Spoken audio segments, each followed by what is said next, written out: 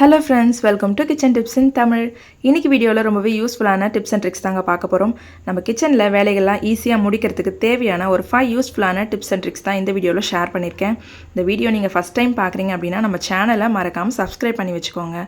ரொம்பவே யூஸ்ஃபுல்லான tips and ட்ரிக்ஸ்லாம் share பண்ணிருக்கேங்க. வாங்க ஃபர்ஸ்ட் ஐடியா என்னன்னு பார்க்கலாம்.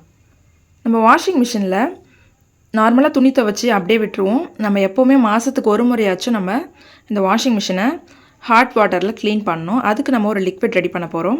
அது என்ன லிக்விட் பார்த்திங்கன்னா 2 ஸ்பூன் நம்ம வீட்டில் யூஸ் பண்ணுற சமையல் சோடா எடுத்துக்கோங்க. அது கூடவே அரை எலுமிச்சை பழத்தை இந்த மாதிரி பிழிஞ்சு எடுத்துக்கோங்க.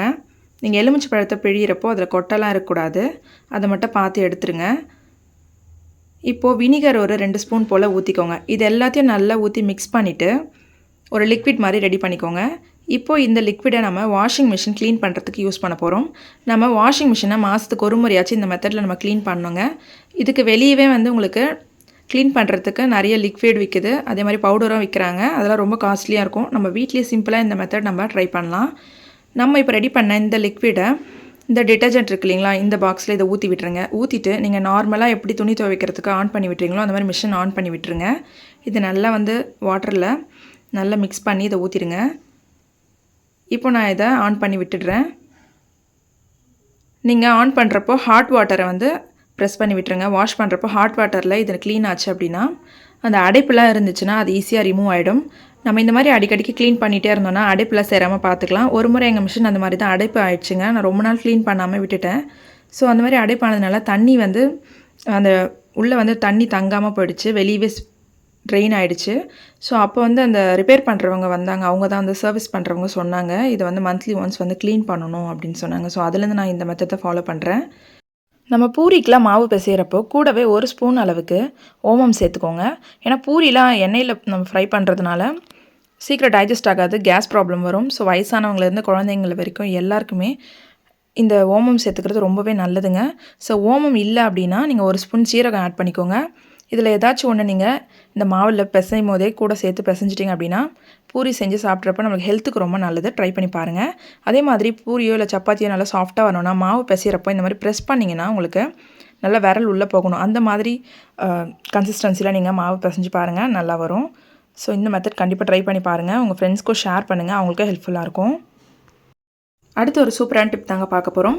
நம்ம வீட்டில் கெஸ்ட் யாராச்சும் வந்துட்டாங்க அப்படின்னா பூரிலாம் நிறைய செய்யணும், இல்லை சப்பாத்தி நிறைய செய்யணும் அப்படின்னா ஒரு பூரிக்கட்டை தான் நம்ம வீட்டில் இருக்கும்.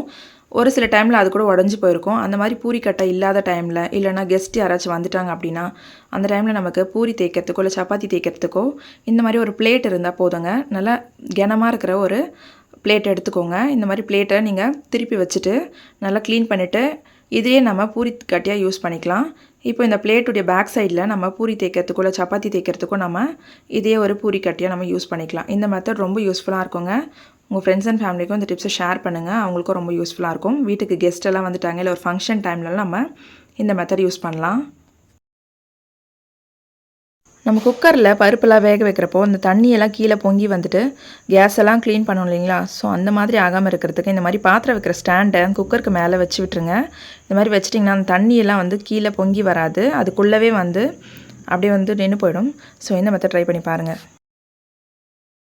நம்ம வீட்டில் நிறைய மஞ்சள் பயிர் இருக்கும் இல்லைங்களா. ஸோ வேஸ்ட்டாக இருக்கிற பைகளை இந்த மாதிரி நம்ம சின்ன சின்ன பீசஸாக கட் பண்ணி எடுத்துக்கலாம். ஒரு டிஷ்யூ பேப்பர் மாதிரி கட் பண்ணிக்கோங்க. இந்த மாதிரி சின்ன சின்ன பீசஸாக கட் பண்ணி நம்ம க்ளீன் பண்ணுறதுக்கு இதை யூஸ் பண்ணிக்கலாம். கேஸ் க்ளீன் பண்ணுறதுக்கு, பூஜை ரூமில் ஃபோட்டோஸ்லாம் க்ளீன் பண்ணுறதுக்கு, அதுக்கப்புறம் நம்ம விளக்கேற்றணும்னா எண்ணெய்லாம் ஆகிடும் கையில், அதெல்லாம் க்ளீன் பண்ணுறதுக்குலாம் நம்ம இது ஒரு டிஷ்யூ பேப்பராக யூஸ் பண்ணிக்கலாம். நம்ம வீட்டில் ஒயிட் கலர் பேக்கும் நிறைய இருக்கும். ஸோ அந்த மாதிரி இருந்தாலும் கட் பண்ணிக்கோங்க.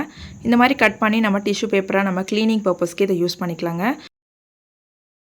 இப்போ நம்ம மஞ்சப்பை கட் பண்ணோம் இல்லைங்களா, அதோடைய மேல் பகுதி இருக்கு இல்லைங்களா, கைப்பிடி. ஸோ அதை வச்சு கூட நம்ம ஒரு சூப்பர் டிப் பண்ணலாங்க. இந்த மாதிரி ஒரு பேக்குடைய கைப்பிடி 2 பக்கமும் எடுத்துக்கோங்க. இப்போ நம்ம சாரீஸ்லாம் வாங்கினா ஒரு கவரில் போட்டு கொடுப்பாங்க இல்லைங்களா, சாரீ ஷர்ட்டெல்லாம் வாங்குறப்போ இந்த மாதிரி ட்ரெஸ் கவர் எடுத்துக்கோங்க. இப்போ இந்த கவரில் மேல் பக்கத்தில் அந்த கைப்பிடியை வச்சு நல்லா ஸ்டேப்லர் பின் போட்டு பின் பண்ணிக்கோங்க.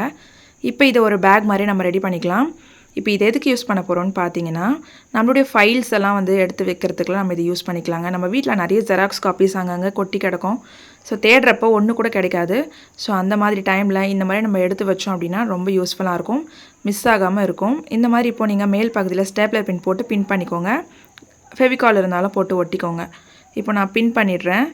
2 சைட்லேயும் ஒரு ஹேண்டில் மாதிரி இந்த கவரில் பின் பண்ணிவிட்டு நம்மளுடைய ஃபைல்ஸு, ஜெராக்ஸ் காப்பீஸ் எது முக்கியமாக இருக்கோ அதெல்லாம் நம்ம இதை எடுத்து ஸ்டோர் பண்ணி வச்சுக்கலாம்.